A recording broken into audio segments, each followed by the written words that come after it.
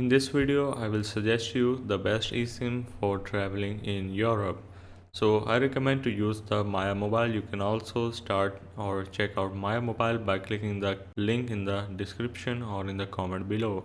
Now let's start with the coverage. You can click on the coverage on their website and this is going to take you to this particular section. If you scroll down, as you can see, we have the world view of the coverage where Maya Mobile is active right now. And as you can see, pretty much all the Europe is covered with Maya Mobile network.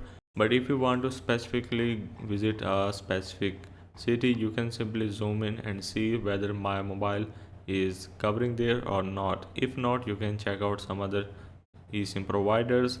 Otherwise, most of the time you will going to get the signals at its limit. And to start the purchasing process, you can simply go to this see 200 plus destinations, and let's say you are going to travel France as an example. So you can either search for it by simply going in the destination and searching for France, just like so. And you can also select your departure and arrival date. Otherwise, click on search plan, and this is going to give you all these plans. So click on browse all eSIM plans, and there you have it. We have multiple options: 5 days, 10 days, 15 and 30 days. If you want to select any one of these, you can simply click on the buy now button.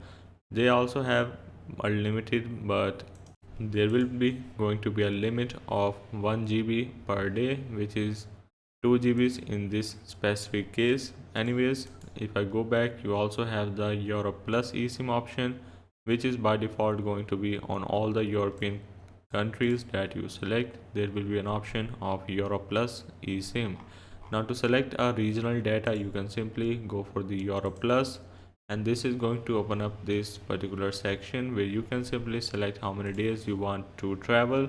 As an example, let's select 30 days, and you have the options of how much you want to spend on the data. So we have 40 GBs and unlimited as well.